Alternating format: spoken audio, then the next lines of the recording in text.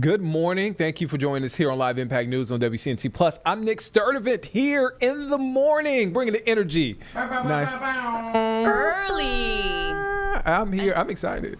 Early Nicholas Sturdivant. You're going to get a lot of me over the next week and a half, guys. Buckle up. Look, buckle up. It is going to be a busy show, busy morning. Like I always say during the afternoon, it gets busy. Somehow, when I get into the seat, it gets really busy. It's true. I think it's you. I think it's me. I think this is a good thing. It's a good thing to be busy. Across from me, I have Carlene Bragg, our amazing producer. Hi. Also, Chris Mulcahy. We'll get to Chris in just a moment, but we want to hit on our top headlines just really quickly. So right now, this morning, we're following a police investigation in North Charlotte. It happened this morning on Reindeer Way Lane, which is in the area of Ashton Reserve apartment homes just off Mount Holly, Huntersville Road.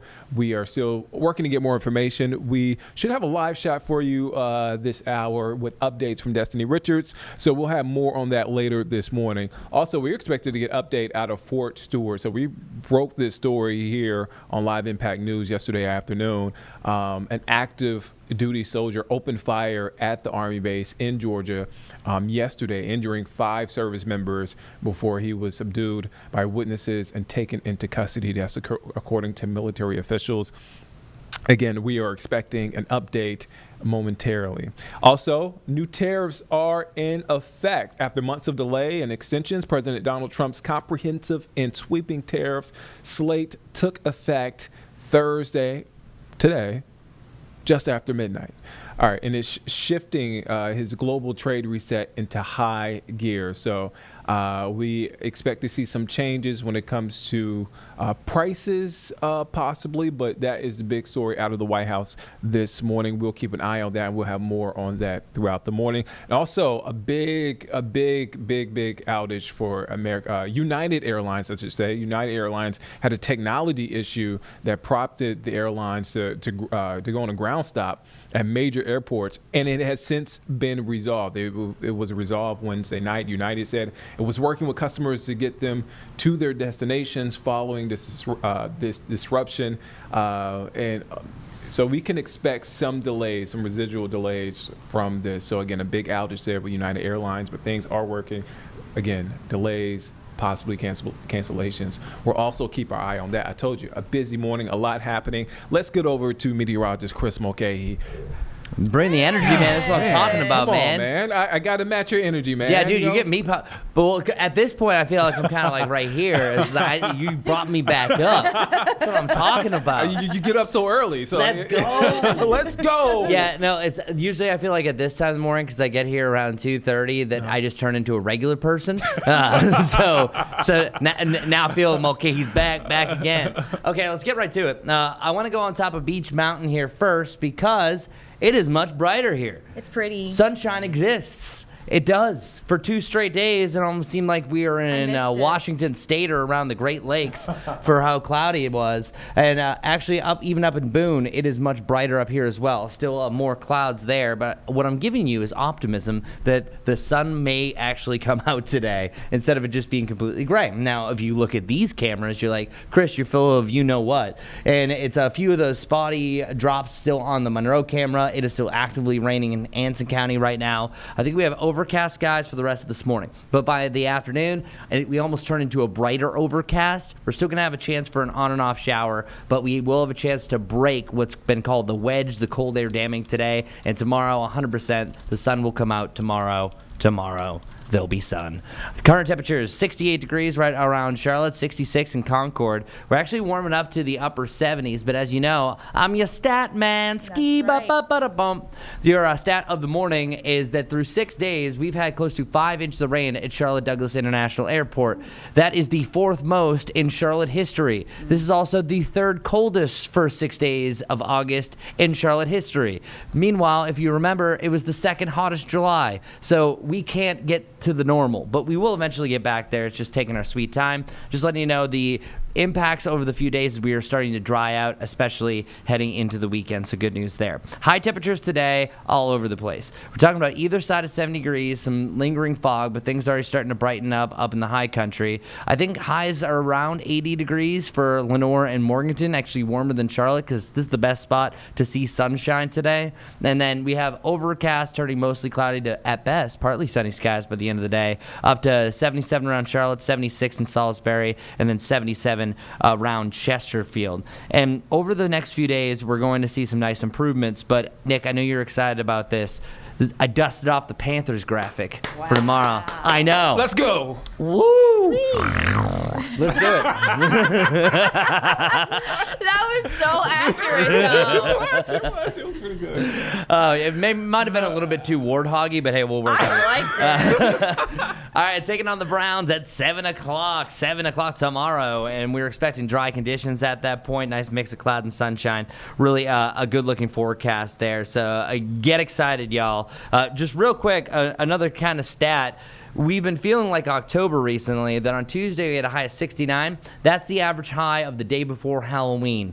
The mid-October highs are usually about 74, and then 77 is still early October weather. Now, if we're talking about to the north, this would be fantastic. It's still nothing really too unusual. But here in Charlotte, we get a whole lot warmer. We should be around 90 degrees, and we will be back there by about Wednesday. Very, very low chances for rain today, but on and off showers still a possibility. Tomorrow and Saturday, not as much. They start to come back up Sunday heading into Monday. But yeah, you're back in that usual pattern. It's hot. It's humid. Chance of an isolated storm. So this literally is what we call a false fall. So enjoy your false pumpkin spice lattes, even though you can't have them.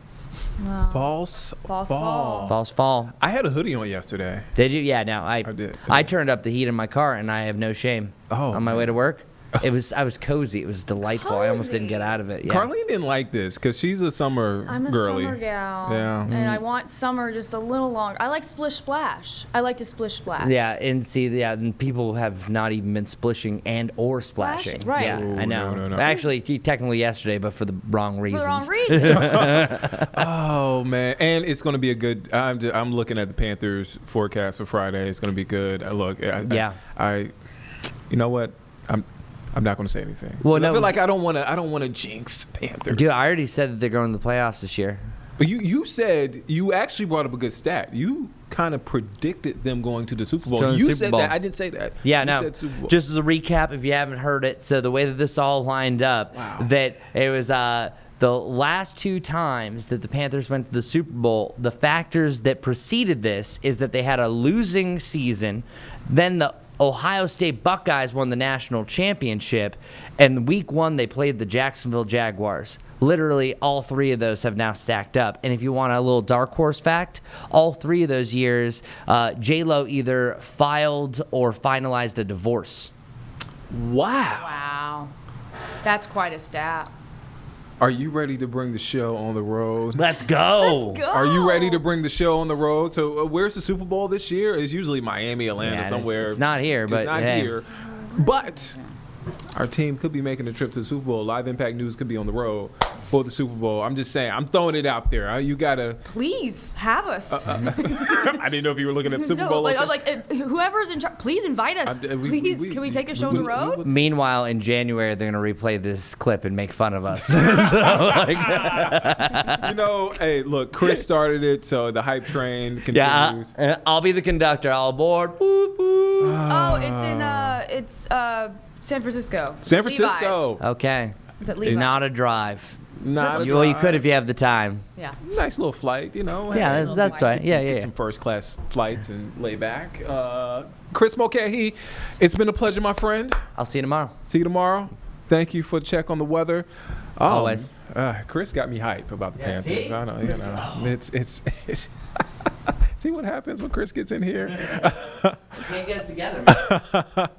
All right, so I talked about it earlier in our top headlines, tariffs. Now, let's talk about it again. Now to two very significant deadlines in our nation's capital. One that just passed, the president's tariffs plan, as of midnight, is now in effect, but not without some last-minute changes and a possible addition. Well, today is the eve of a White House ultimatum to the Kremlin demanding a ceasefire in Russia's war with Ukraine. NBC's Jay Gray is tracking the latest. Apple is announcing that it will invest in an Oval Office meeting with Apple CEO Tim Cook, touting the company's promise to invest $600 billion in U.S. manufacturing over the next 4 years. President Trump announces a new tariff on semiconductors and chips with one caveat. So 100% tariff on all chips and semiconductors coming into the United States. But if you've made a commitment to build, or if you're in the process of building, as many are, there is no tariff. Specifics, including when the tech tariffs will take place and exactly how U.S. manufacturers will qualify for an exemption, still aren't clear. What is clear, though, is the president's frustration with India. They're fueling the war machine, and I'm not going to be happy. Raising the country's tariff from 25 to 50% just hours before the plan goes online as a punishment for buying oil from Russia. Announcing that decision, as Special Envoy Steve Witkoff meets with Russian President Vladimir Putin in Moscow ahead of a Friday deadline for increased U.S. economic sanctions if there's no ceasefire with Ukraine. The president on social media calling the meeting highly productive, writing great progress was made, suggesting that there may now be a path to face-to-face meetings with Putin and Ukrainian President Vladimir Zelensky. That road was, there's meeting very soon. A White House official telling NBC News there's no set plan or location, but that the meeting could take place early as Jay Gray, NBC News, Washington. Now, it's important to remember there have been previous rumors of a summit, even the president acknowledging how tenuous this situation is, saying, quote, "I've been disappointed before with this one." Jay Gray, NBC News, Washington. All right, so that is Jay Gray from NBC giving the latest on the new tariffs that went into effect at midnight. Also, President Trump and the situation with Ukraine and Russia as well, giving us updates there. Again, that's NBC's Jay Gray. What should we go to next, Carlene? I did want to put this out there. We did mention before, when we were talking earlier and during Chris's weather, I looked up to see if like the United Airlines glitch was like impacting Charlotte Douglas. Like right now at Charlotte Douglas, there's only 34 delays and 4 cancellations. Okay. Now it's early. Yeah. It's 9:15. Right. We don't know how the day is going to evolve. That's not atrocious yet. Compared to what we've seen. We've seen glitches take things out, and then it would be, dozens and dozens more by now. Yeah. But and I know a lot of folks are saying, well, American Airlines is a big, but you do have a lot of flights. A lot of United flights out of Charlotte. I've taken quite a few. A lot of folks fly from, I think of like Chicago or Jersey to Charlotte. So yeah, we do have a lot of flights. Again, I just want to recap a technology issue that prompted a United Airlines ground stop at major airports has been resolved. That's what the airline confirmed to NBC News Wednesday night. United said it was working with customers to get them to their destinations following this disruption. So again, as Carly mentioned, we could see some residual delays. I guess I should say a lot of delays could be possible and maybe expected. Like right now, I'm looking at our FlightAware, which tracks, I should say, flights going in and out of Charlotte. Yeah. And it can break down by airline. Right now, 30 of the delays are United. Yeah. Which makes to be expected. It's right? expected. That's incoming and departing flights. Right. So. And the outage. And I want to, I guess, list some of the major airports. And again, these are airports that, I guess, flights to airports that, you guys are familiar with if you fly out of Charlotte Douglas. I mean, we're talking about Chicago, San Francisco, Houston, Newark, New Jersey, all had ground stops. Yep.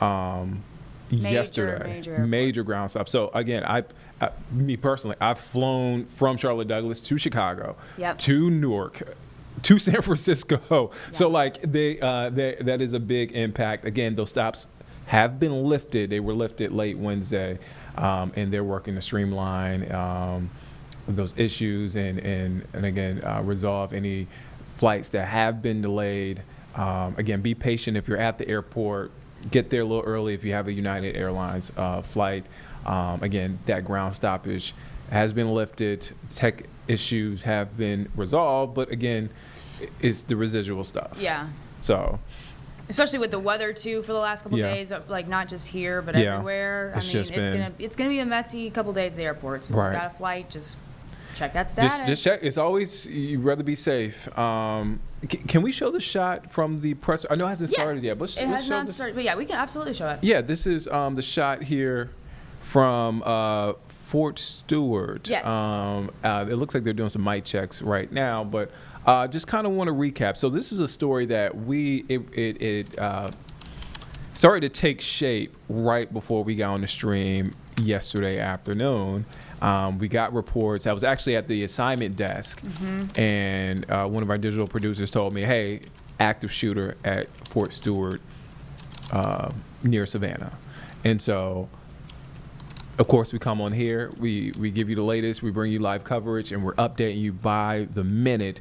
And so this is what we have now. An active duty soldier opened fire at the Army base in Georgia on Wednesday, injuring 5 service members before he was subdued by witnesses and taken into custody. That's according to a military official. That's what that military official told NBC News. A commanding general of the 3rd Infantry Division at Fort Stewart Hunter Army Airfield said the gunman was identified as, and bear with me on the name, I believe that is Cornelius Radford, an automated logistics sergeant. Again, that name is Cornelius Radford, an automated logistics sergeant at the base. The injured soldiers are expected to recover, according to that commanding general of the 3rd Infantry Division. Again, just kind of backtrack. Here's what we have. Gunfire erupted at the sergeant's workplace at the 2nd Armored Brigade Combat Team area shortly before 11 a.m., according to, it's John Lupus is who NBC is getting the quote from. 28-year-old Radford, the suspected shooter, is believed to have opened fire with a personal handgun. That official also said it isn't clear what prompted the shooting, and witnesses quickly intervened and stopped the gunman. Again, right now you're taking a live look as we are awaiting updates from that press conference. Now, this base, just to give you perspective, we showed you maps on where it is. It's about 40 miles southwest of Savannah. Just a heads up, I think there might be signal issues from the base because both CNN and NBC's feeds are stalled. So let's just hang tight. 40 miles southwest of the base. It was put on lockdown right after 11 o'clock, like 11:04 to be exact. And so those safety protocols were lifted a little over an hour later after that lockdown was put into effect. And again, we were getting updates in real time from the base on Facebook, on I believe X as well, as by the minute. And we were getting statements from elected officials and different officials, law enforcement officials throughout the state of Georgia. Now, those 5 soldiers who were shot have not been publicly identified, but we do know that they were co-workers of the suspect, Cornelius Radford. The soldiers were treated on site before they were moved to Wynn Army Community Hospital for further care, and that's according to what the base said in a statement that we read to you here on Live Impact News during that breaking news. And this is here's a map. I don't know if you have that ready for us. I do. Okay.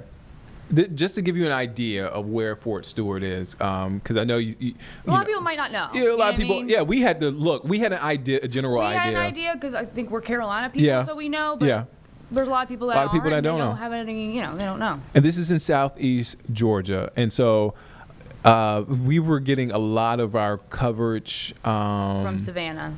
From Savannah and Jacksonville. Jacksonville's about an hour 45 away. See, it's right down. If you're just dragging here on Google, you can kind of see like it's that kind of not like close to Savannah, but not too far from Jacksonville, just straight down 95. It's right there by it's right there by Savannah, but Jacksonville's not too far away. We were also getting continuous coverage from our content partner in Atlanta, WXIA. WXIA is about. But you said it's a hike. Yeah, it's a hike. It's about 3 hours, 45 minutes, 4 hours if you're adjusting the traffic to get to Fort Stewart. Yeah, so it's down there, and just it is a hike because I've driven from Atlanta for a story from Atlanta to Jacksonville, so I believe you have to pass in the area of Fort Stewart, I believe. So yeah, it is quite the drive down there, but we were able to get continuous coverage from our content partner there in Atlanta, Jacksonville, Savannah, all chipping in to give us the latest information on what happened at the base. Again, we had limited knowledge on what was going on at the time because on the military base, there are different protocols to get onto the base. So it's not like it was a public area where folks could drive up and get that. So we were relying on that information from officials there on Fort Stewart. Again, you're watching live as we are awaiting a press conference that's supposed to start any moment now, where we are expected to get additional updates. We started getting updates as far as not exactly a name, but I know during the 4 o'clock show we had an idea. We knew it was a male soldier suspect, a male soldier as a suspected shooter. And so that was the latest that we got yesterday afternoon. So if you were watching in the afternoon, we were getting these updates bit by bit. We learned that it was 5 soldiers. Then we learned that it was a male soldier that is suspected of being the shooter. So just to recap, here's what we have. Here's the latest information. An active duty soldier opened fire at an Army base in Georgia on yesterday, injuring 5 service members before he was subdued by witnesses and taken into custody. And that's according to a military official. The commanding general of the 3rd Infantry Division at Fort Stewart Hunter Army Airfield said the gunman was identified as Cornelius Radford, an automated logistics sergeant. Soldiers who are injured, who have not been identified, are expected to recover. And again, we got this news.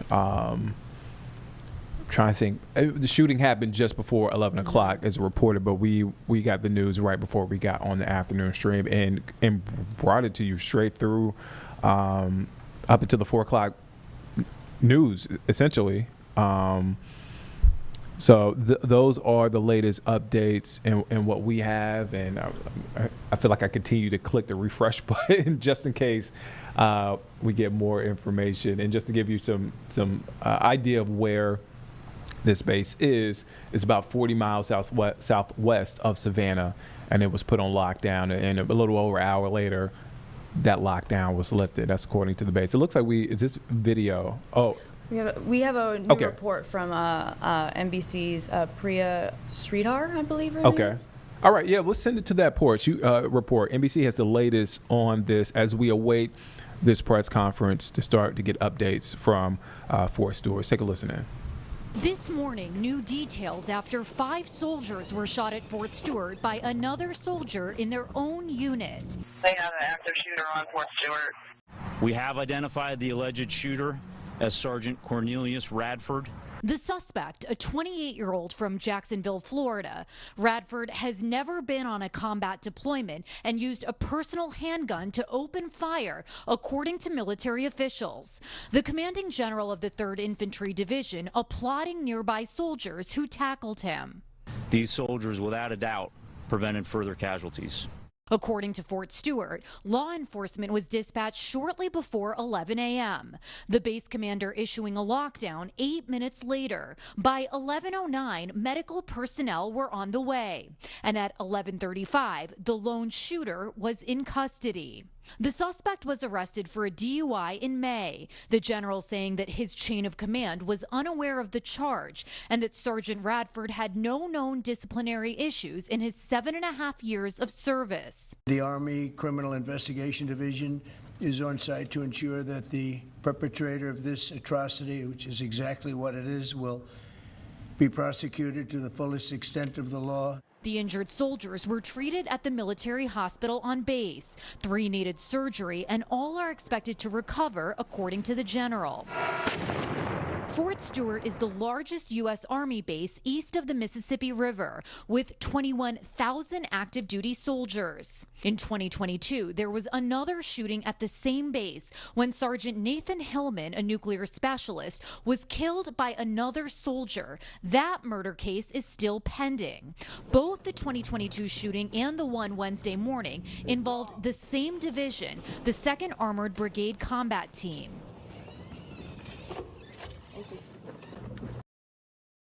So that was NBC with the latest on Fort Stewart. Again, we are awaiting a press conference there. You see, looks like things are in place, so it should start momentarily. Again.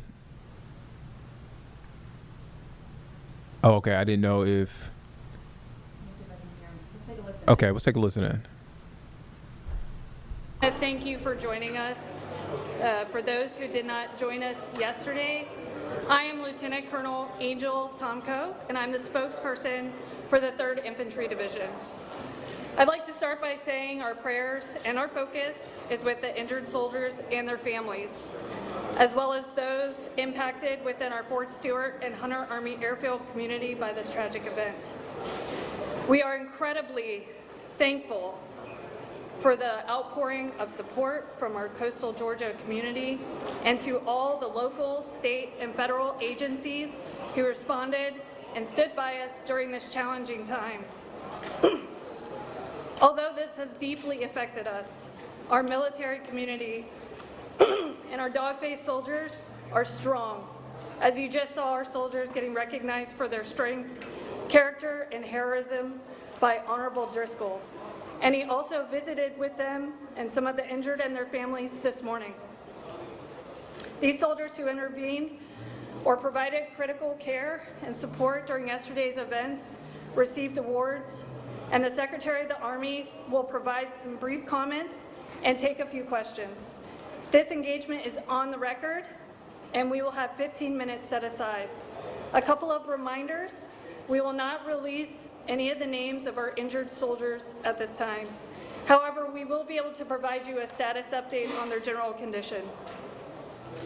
We will not speculate on the assailant's motives or the circumstances that led to yesterday's events. We'd rather refer those questions to CID, as this is an ongoing investigation. When you ask your questions, we ask that you give your name and affiliation and speak up so that we can hear you and you can hear us. Now, I'd like to introduce the Secretary of the Army, the Honorable Dan Driscoll.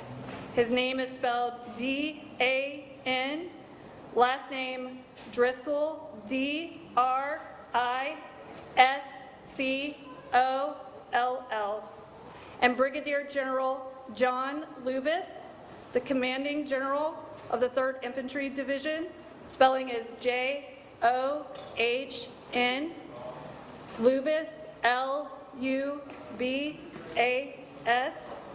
And we will have CID representation also available. It's the Deputy Director of the Criminal Investigation Division, Peter Tolentino, P-E-T-E-R, T-O-L-E-B-T-I-N-O, and Special Agent in Charge Ryan O'Connor, R-Y-A-N-O apostrophe C-O-N-N-O-R. They will be ready to speak to you with regarding the shooting that occurred here yesterday at Fort Stewart. I'd like to now pause and I'll turn it.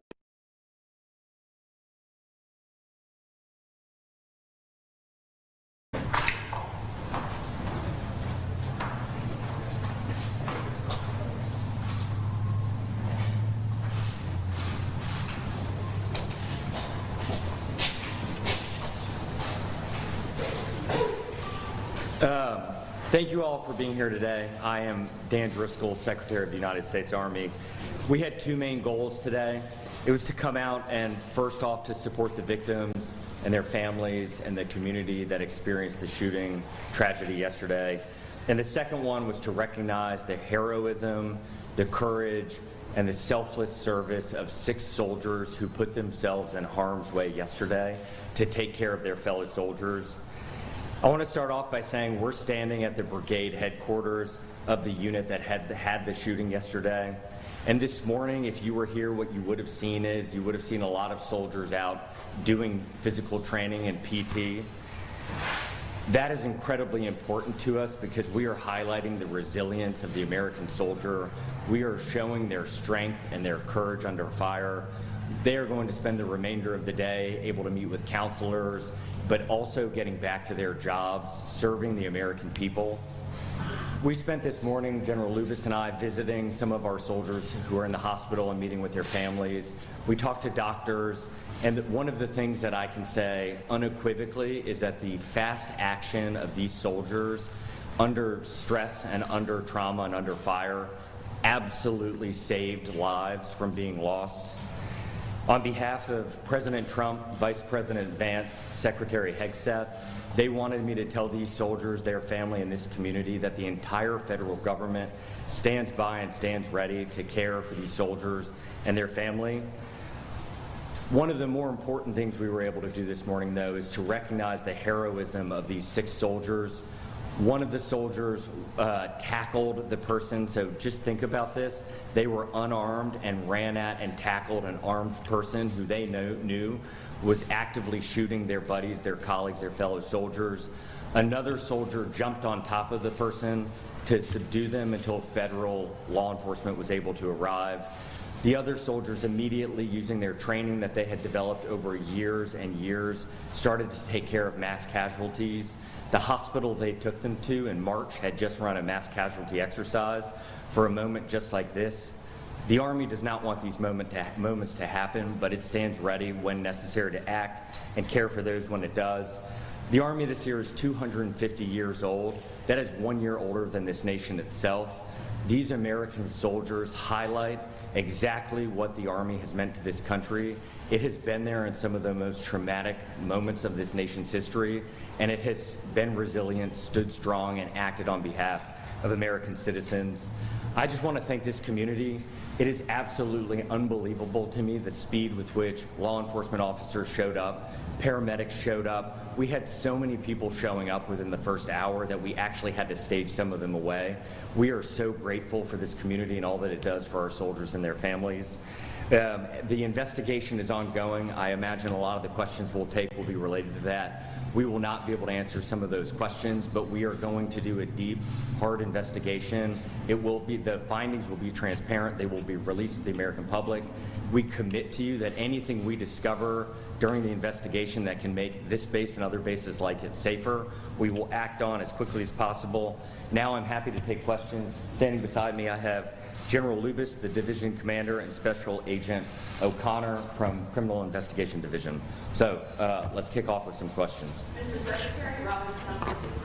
Hey, Robin. Hi.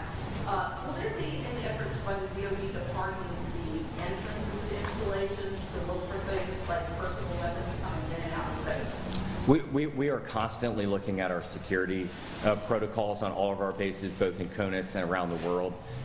We absolutely will want to learn from this investigation. We do not want something like this to ever happen again on an Army base. And so if there are things we can do to improve safety, we will take those steps. But right now, we're really early in the investigation. Mr. Secretary. Yeah. Faith Blueberry with ABC News. Thanks for being here. How will the suspect get a gun, his personal gun, past security onto the base and to his workplace? Faith, as I just remarked to your colleague, we are still early in the investigation. The shooting happened yesterday. I can have him come up and tell you what we've learned so far. Our commitment is what we learn will be disclosed. It will be transparent. Justice will be brought on behalf of these victims and the community that was harmed. Hey, good morning. As the Secretary mentioned, this is still an active investigation. We are still processing the scene with all the resources and capabilities that the Army's Criminal Investigation Division has to offer, which is immense. We have surged people from this entire region. In light of the fact that we're still processing, I'm going to have to defer that question for now. Is it normal to have a personal gun on video? No, that would be a violation. And next question. Mr. Secretary, Ryan WCNC. Hey, Ryan. How you doing? You got a chance to meet with the families, and obviously you won't have that chance. You got a chance to meet and talk to them. You seem very proud of how everyone reacted. Can you tell us what that was like being with families? What state are they in right now? Share with the public who's concerned about the folks who obviously things are in charge. Ryan, it was heartbreaking sitting in there and seeing their soldier, their daughter sitting behind them, struggling. Our hearts broke with them. We tried to hug them. We tried to convey from the President and the Vice President and the Secretary of Defense that our entire nation mourns with them. We stand behind them. It has been only a couple of hours for them. I think they are still processing through it. But what we wanted to convey is we will be here with them every single step of the way. The United States Army is committing every resource we need to get these soldiers back into their formations as quickly as we possibly can. And then one of the things that we had said at the meeting earlier with the soldiers from this unit is, General Lucas and I were reflecting on this in the car ride. These kind of moments, especially if you've deployed, you've gotten to see them more frequently. The trauma from them often doesn't hit for weeks or months on it. Like it doesn't come as quickly as you might think. And so what we try to encourage for all of our soldiers is to speak up, lean on each other, lean on your leadership, and we will provide the resources, the care, and the love that they need to recover. General, can you ask that question real quick, just about what it was like to meet with those families as well? Yes, sir. Thank you for the question. It's heartbreaking. It's painful to see them struggling with a wounded family member. They expressed that they were incredibly proud of their soldier, as we are, and they asked for prayers. So we appreciate all the prayers that have been sent our way, and we would ask you to keep them coming. General Lucas, Maria Streamer with NBC News. Yes, Scott Evans with CBS News here. Two questions for you. Can you describe the condition of those who are injured? I know there's been vitamins about this. I know generally you said yesterday they're expected to be okay, but just nature of the injuries and life. Yes, sir. Thank you. Of the 5 wounded soldiers, 3 were released yesterday, which is amazing considering the circumstances and the ranges at which they were engaged. 1 soldier remains as an inpatient here at Wynn Army, right here on Fort Stewart. She's doing very well and high spirits. Of course, she's got a little bit of a road to recovery. We're hopeful she may be released as early as this weekend, but that will just depend on how things heal up over the next couple days. And we have 1 soldier that remains at Savannah Memorial Community Hospital, who I visited with the Secretary this morning. She's got a little bit longer road to recovery. The doctors are very positive, but I think it's going to take her a bit longer to recover, but they're very hopeful she's going to make a complete recovery. General Lucas, this is Priya Sridhar with NBC News. I know you guys are prepared for scenarios like this when you go to war zones or on combat deployments, but have you gotten an opportunity to speak to some of the soldiers in this unit about how they're processing that this attack occurred from one of their own, and how are you processing that as a leader? Yeah, I think we train for this on the battlefield, and it's a different situation when it happens on an installation with one of your own. So I think over the upcoming days and weeks, as the Secretary said, people are going to process this and work through this at different rates. And we know we've got to keep a very close eye on them. We've got to wrap our arms around them. We've got a great community here, a great response. As you saw from all the folks the Secretary recognized this morning, the support from the local community, just amazing. So we feel that this demonstrates that we trained internally for the worst case scenario, and our doctors and our medics and our soldiers responded exactly as we trained them to do. And now our job is to make sure that we care for them as they work through this. Thank you. And I just want to recognize behind me to the right, these are the 6 soldiers we were able to recognize today. And they, I mean this as sincerely as humanly possible. I and the administration, President Trump, could not be more proud of them. They are everything that is good about this nation. They are the best among us in our country. They are the best among us in the Army. They acted in a way that I think all of us hope we would under fire, but they did. And so we are just so incredibly proud of them. We are so grateful for them. And one of the things we told them and their colleagues is that we will stand with them as long as we need to get them back where they need to be. Russ, behind the AP, can you all give us a sense going forward what's going to happen next for the criminal justice process goes?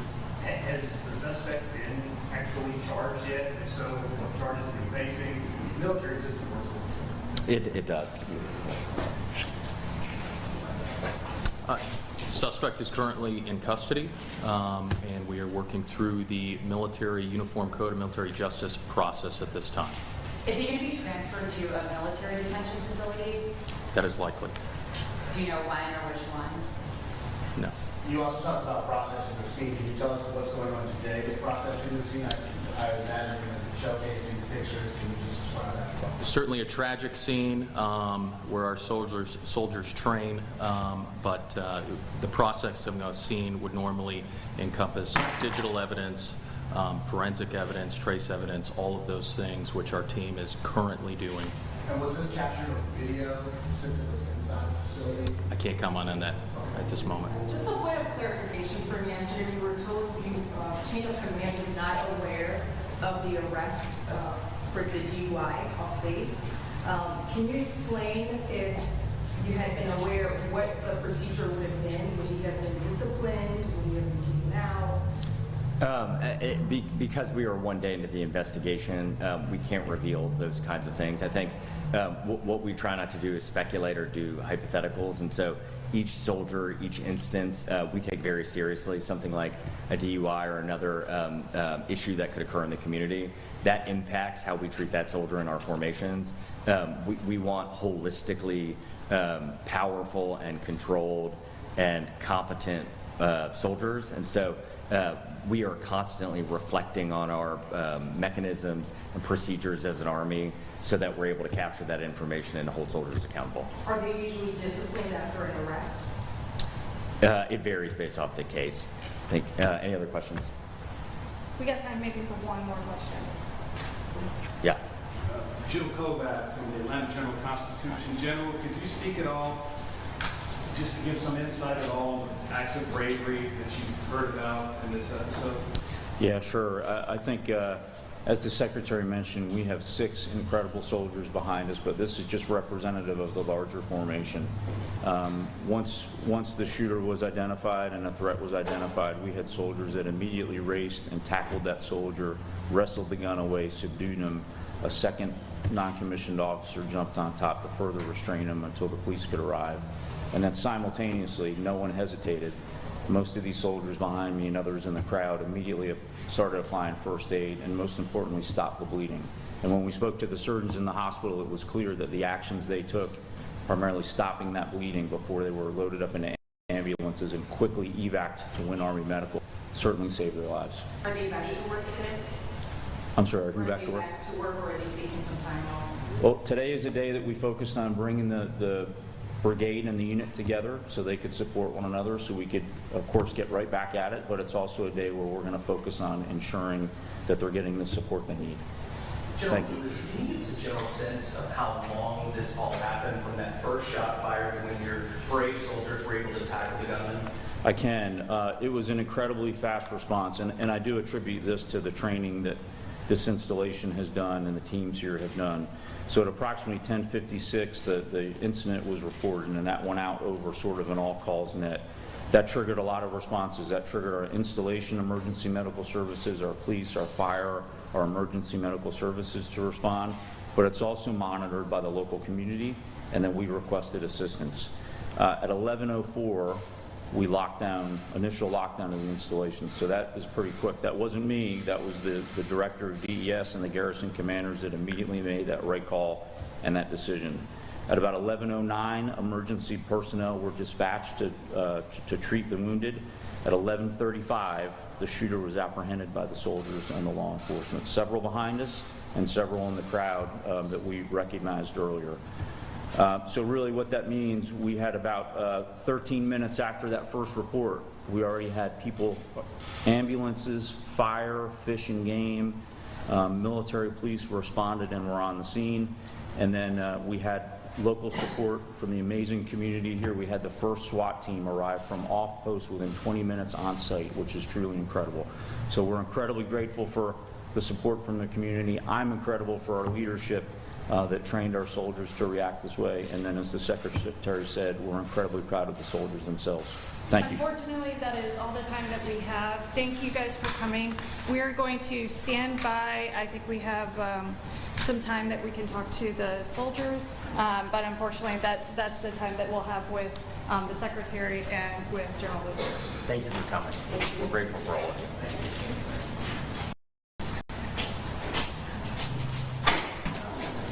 Okay, we're going to take a quick pause as we transition to our soldiers.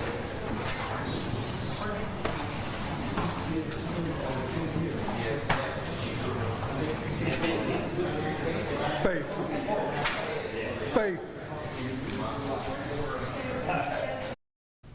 All right, so you're watching Live Impact News on WCNC Plus. I'm Nick Sturdivant. The time now, 9:46. Thank you for staying with us this morning. So that press conference in Fort Stewart just wrapped up, giving us updates on that active shooter situation that took place on the base. So those soldiers that you see there, we actually learned during this press conference, those are the soldiers that helped subdue the suspected shooter, which we have confirmed that it was a soldier on the base. And so those soldiers back there were able to subdue the suspected gunman, and the gunman is in custody.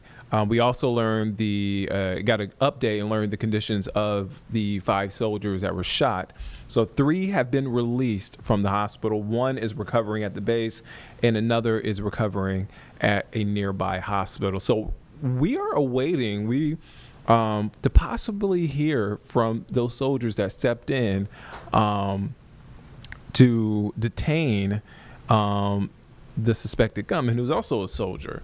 So just to recap on what we have so far, again, 3 soldiers have been released from the hospital, 1 recovering on base and another recovering at the hospital. In total, 5 soldiers were shot yesterday.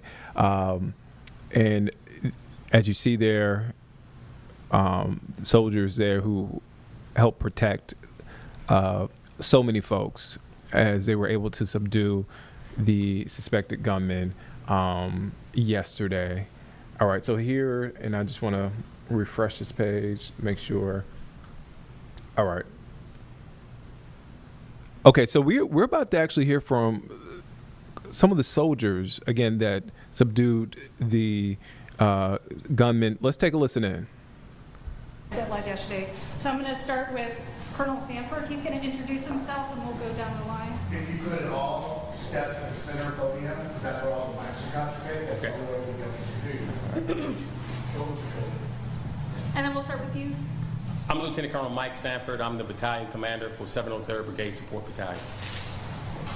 I'm Staff Sergeant Taylor. I'm the career counselor for 703rd Brigade Support Battalion.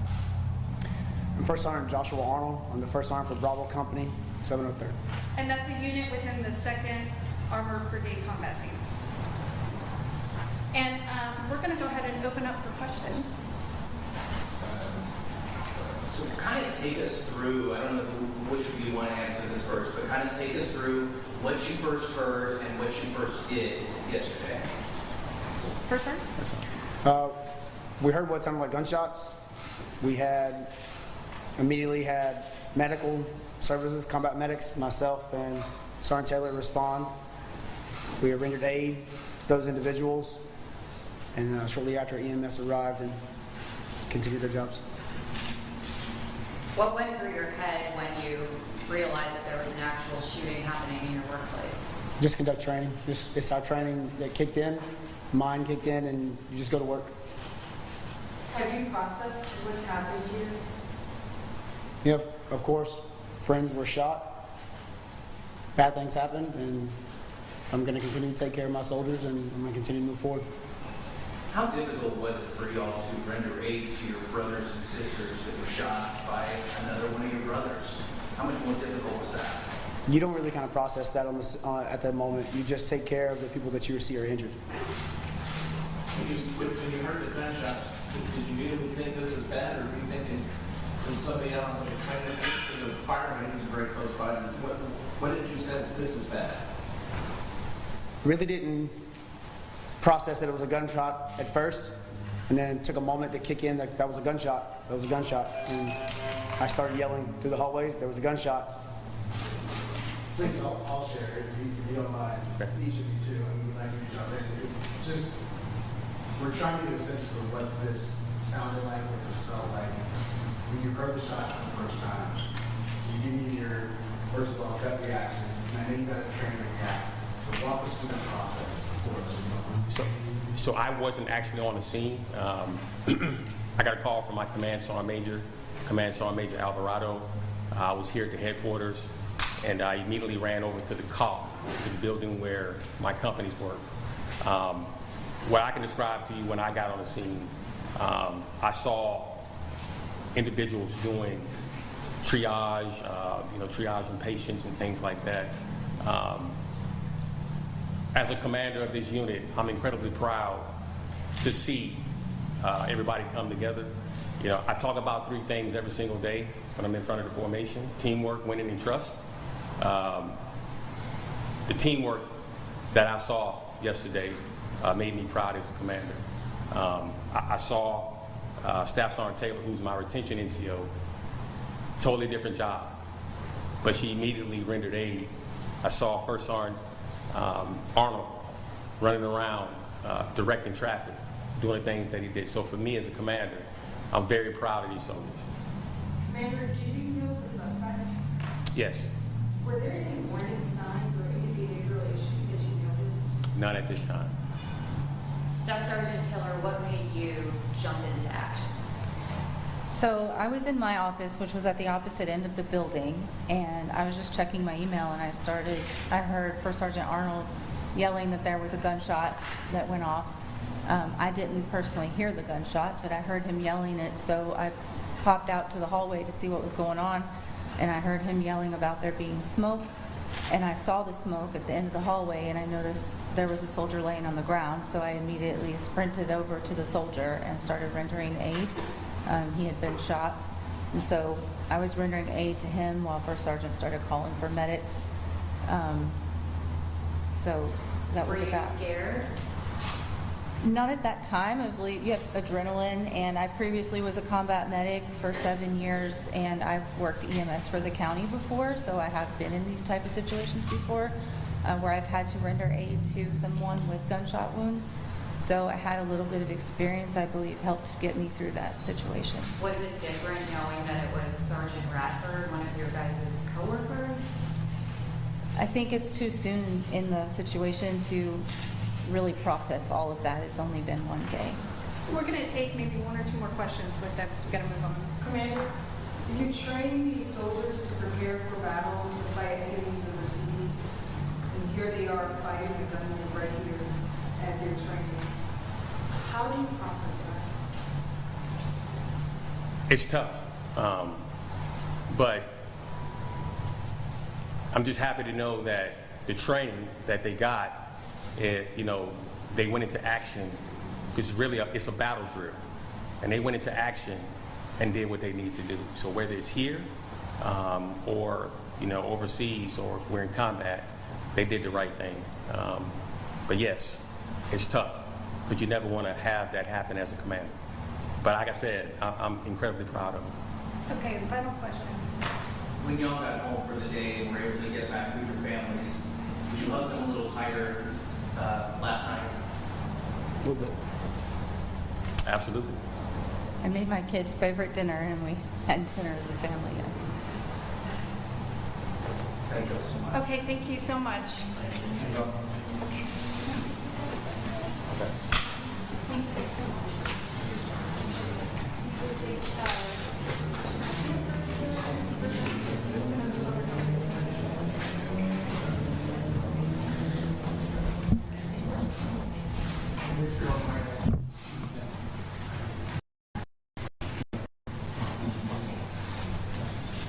All right, so you're watching Live Impact News on WCNC Plus. I'm Nick Sturdivant. Right there was the tail end of a press conference giving us updates out of Fort Stewart. You heard some of the soldiers that helped subdue the suspected gunman during that, at the time, active shooter situation. They were sort of going back and retelling what actually happened.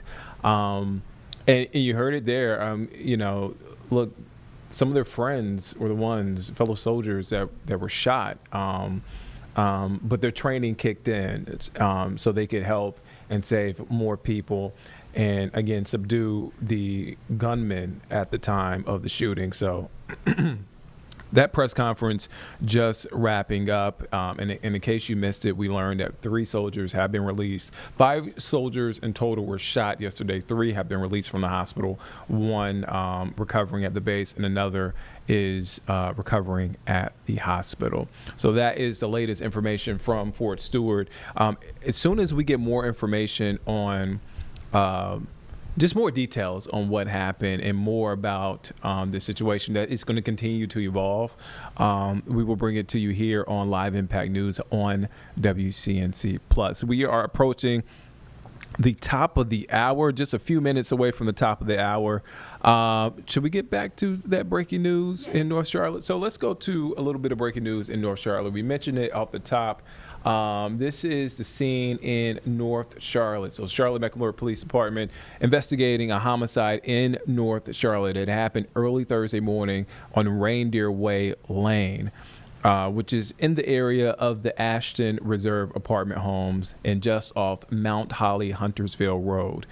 Details about the homicide investigation are limited at this time, and medics said the call was listed as an assault but canceled by police. Again, we're working to get more information on this. This is an active investigation. Again, this is on Reindeer Lane in North Charlotte. So that is what we have so far. We have a reporter that was on the scene giving us more details. We should learn more from her as the morning goes on.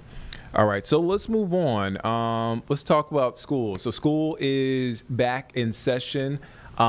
We heard from Fort Mill School District, their superintendent. I believe that was last week. I feel like time is just moving fast. Kids are back. We heard from them. So district leaders there in Fort Mill have discussed an emergency plan, environmental quality concerns for schools near the controversial Silfab solar panel plant. So the plan was discussed during Tuesday evening's meeting. The district promised they would share more on Wednesday. We did hear from the district on Wednesday. So let's take a listen in. This is, I believe, the chief communications officer for the district. Let's take a listen in on those details that were discussed during Tuesday's meeting. Of course, we're here. You all discussed an evacuation plan or a plan between you all and Silfab. How did that conversation go? Well, so what we actually had happen last night at our school board meeting, we have contracted with Citadel EHS. They came in and they're doing a multitude of steps and processes for us. They're looking at the health and safety plans and reviewing documents at Silfab, and they're looking at our air quality, and they are looking at our well health safety ratings. So there's a lot of pieces and parts that they're reviewing for us.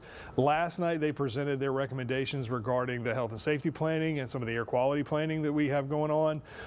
So all of our schools in the district do have emergency planning, whether that includes evacuations, secure, or what we call secure is lockdown or lockout plans or shelter in place plans for a multitude of reasons. So all of our schools have those plans, but one of the recommendations that was inside of their presentation last night was that we take our plans and we meet with the county in their emergency response, and we meet with the representatives representatives from SILFAB, and we take their plans and basically bring them all in line together so that if anything were ever to happen, that all of the emergency response plans at each of these entities would be able to work cohesively together to address any situation. So that was one of the recommendations. They also had some other recommendations, like I said, for air quality testing that they talked about last night, some community engagement and stakeholder meeting information stuff as well too. So, so this is just the next phase of this project that we've been working on. And so, what will it look like to bring those plans together, or has that already happened? What's in the works? Sure. We're in the process of beginning those steps now. Obviously, we got the recommendations last night. This was the formal presentation on those. So what that will entail is that's going to entail us meeting with emergency management people, which we do already to a certain extent, obviously to develop our plans. But now we would bring SILFAB representatives into that and bring what they're doing on their site to address issues as well too, so that we can look and say, okay, well, when we get notification of the X, Y, or Z has happened, this is how we respond to it, and is that in line with how you guys are going to respond to it from SILFAB? Is that in line with what the county would like to see us doing in response to it? And of course, anytime there's an emergency situation that is impacts greater than just our campus, we take our direction from emergency management, local first responders, and all of that. So we obviously want to make sure that everything is in cohesion with what they have planned to do. A lot of that is also making sure that we have a similar verbiage that we use. In schools, we have our own vernacular that we use to address situations that may not in line with what we see at law enforcement or emergency management or what we're going to see at the SILFAB site. So if they're telling us something is going on, we want to make sure we understand, and when we tell them what we're going to do with it, they are understanding as well too. So there's a lot of things that can work in play there that we just want to make sure that everything is coordinated should we ever have any issues. And so how does this communication go with parents, or does this communication, do parents have to say in any of this at all? Well, so we're taking this direction directly from the Citadel group, which is a, I'm sorry, let me start that one over. I apologize. I got all tongue tied on my words there. We're taking that direction directly from the Citadel group and their recommendations, and they are an emergency response preparedness environmental health safety company. So we're receiving that from them. And then of course, obviously working with law enforcement, again, as I mentioned, they are the ones that are going to be over all of the procedures, and actually if something were to happen, they're the ones that are direct response that we're going to take our direction from. So that's stuff that we get in from there. Now, as far as our community goes, yes, there is a stakeholder piece that will go along with this to help educate our community on, what we do and how we do it. Again, we don't release all of the details for emergency planning because that in itself is a safety concern. But yes, there will be some educational pieces that are going on, as well as some back and forth conversations so that the community understands how we respond to any issues. And then of course, so that they feel comfortable that the district does have plans in place and we're working with all the proper people to do that. Perfect. And then so is there, you kind of hit on this a little bit at the end of that, but is there anything you would like to say to parents to ease their mind? This has been a concern all summer long. We've been covering this. Sure. Again, I'd like to reiterate that the schools themselves, all of our schools, Flint Hill included, do have plans to deal with these issues. The district, even prior to SILFAB coming here, has had plans in place for dealing with chemical issues or chemical spills in the area, whether that's, from a train derailment or some other issue with an accident. We have emergency response plans related to chemicals. We have emergency response plans related to natural disasters. We have them related to the nuclear facilities, as well as other issues like active shooters and those kinds of things. So all of our schools have those plans in place.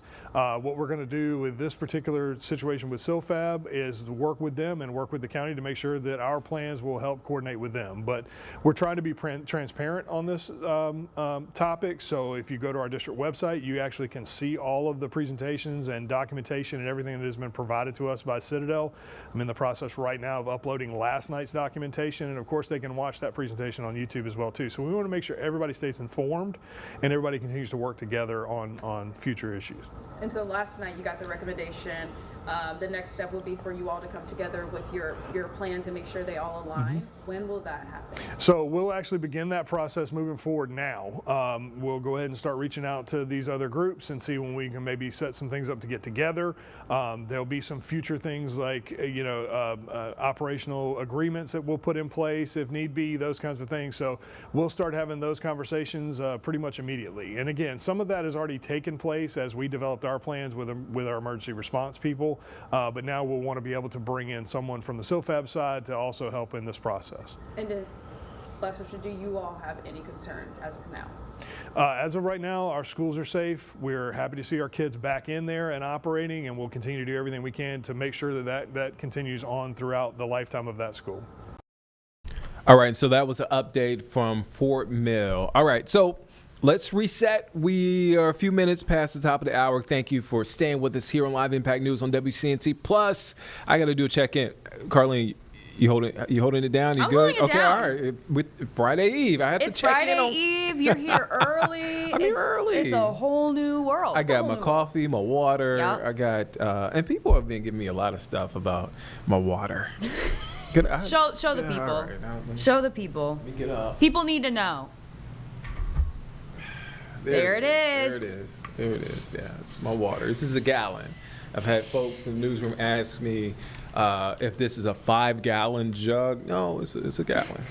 I promise. I can't drink 5 gallons in a day. Gotta stay hydrated. You gotta stay hydrated. I'm just gonna stand up. I'm not even gonna watch you. Don't watch me try to get I'm not up gonna on the hate seat. you because you're staying hydrated. You know. Staying hydrated, you gotta have do to. What you gotta do. No, look, I'm trying to drink my water. It's been hot. It hasn't been hot recently this week, but before then it's been really hot. But I try to drink my water when it's cold too. So Right. Yeah, I just wanted to do a reset. I just wanted to check in with Carlene, check in with you guys. Hopefully y'all are doing well. Hopefully you're on your second cup of coffee and half a gallon in when it comes to water, or maybe on your second Diet Coke. I don't know. I don't judge. I don't judge at all. I'm a Diet Coke girl. I'm You're just- calling me out. I'm not. This is not a call out. I'm just checking in.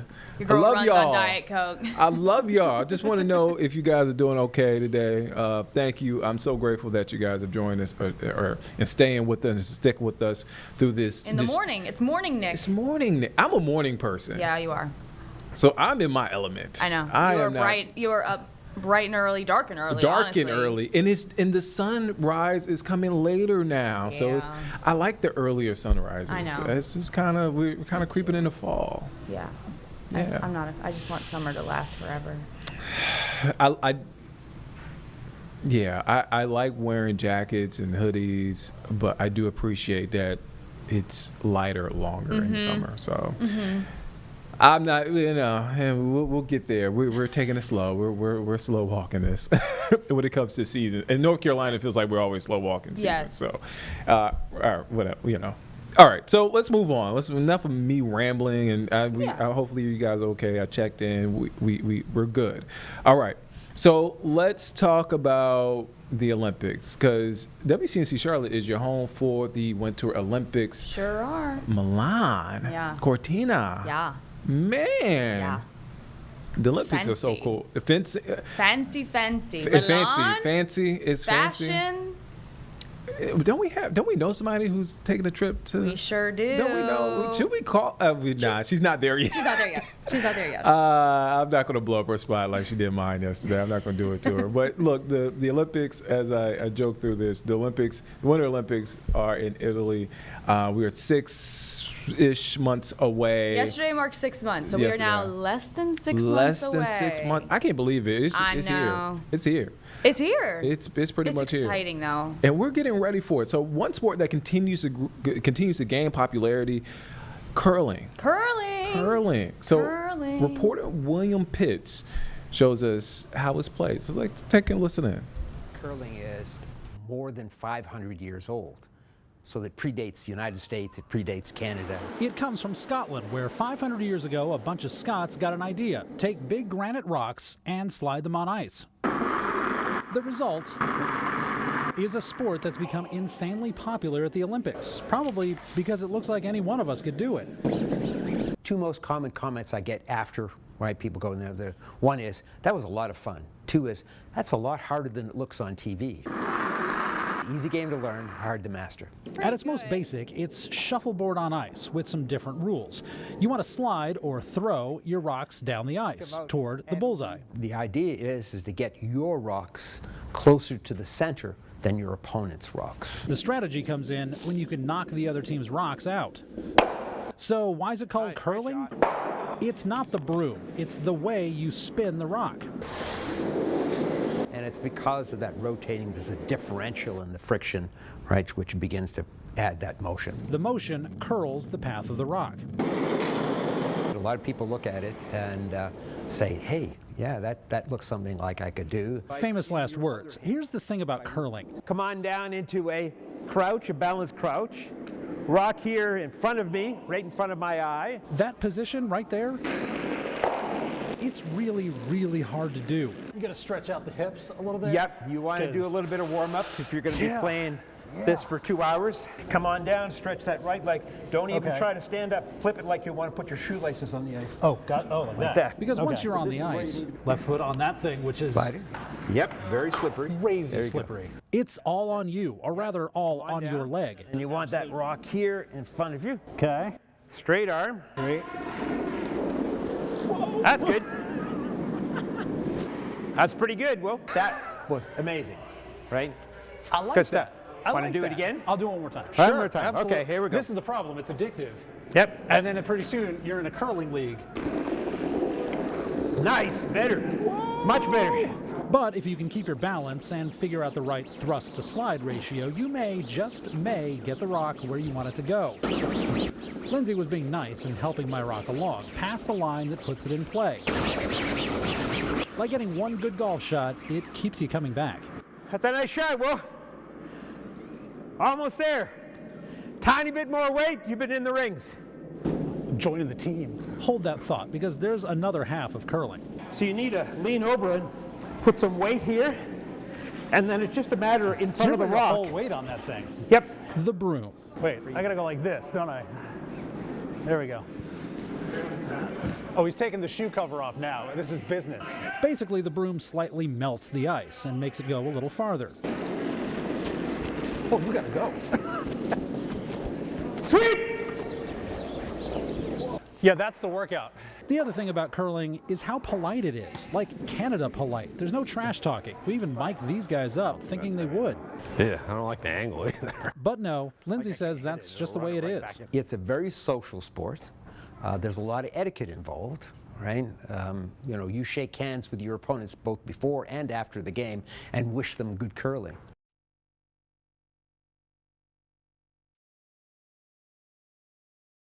You could do that, Carlene. You could do that, Nick. I could do that. Yeah, we could do it. It's just a little, you know, a little this, a little elbow grease, a little that. No, let me not make it sound like it's simple. No, I mean, it's pretty.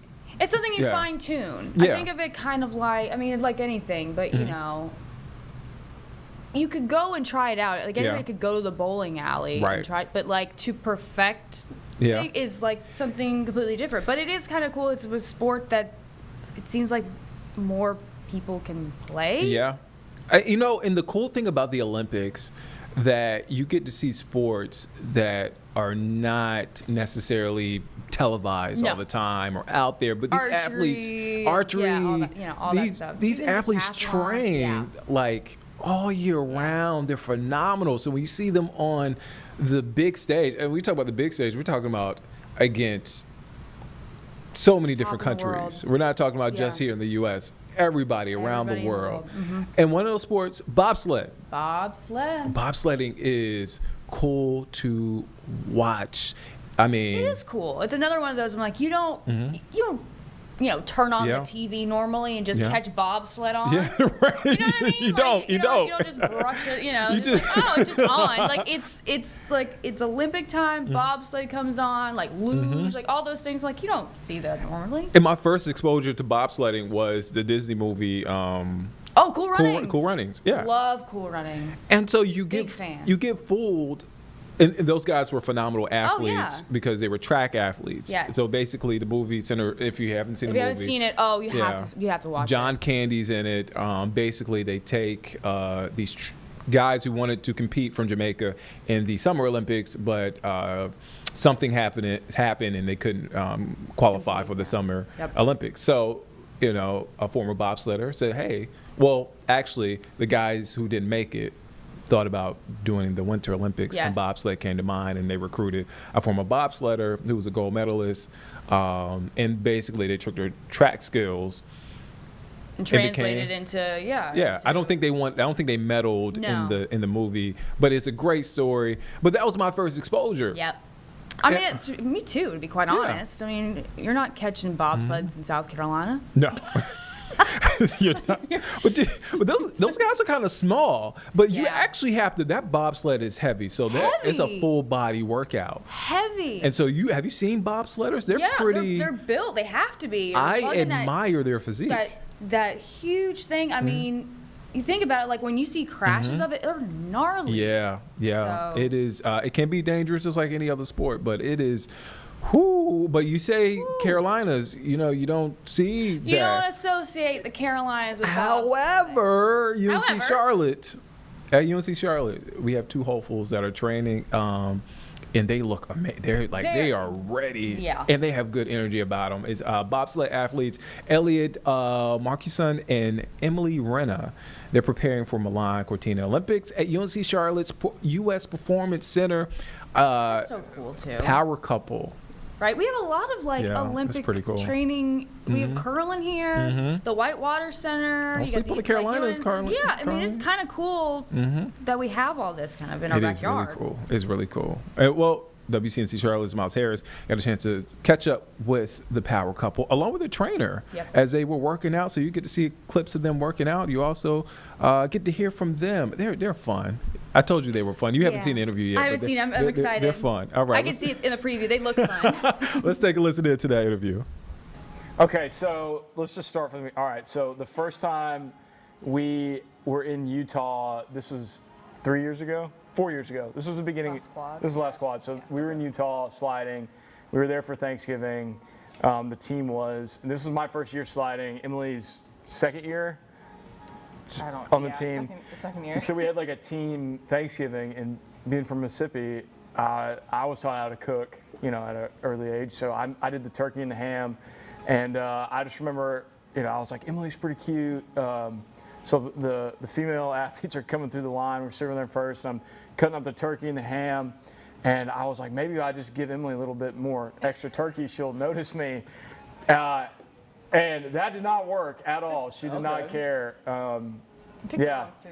Yeah, she said I should have gave her extra bread, but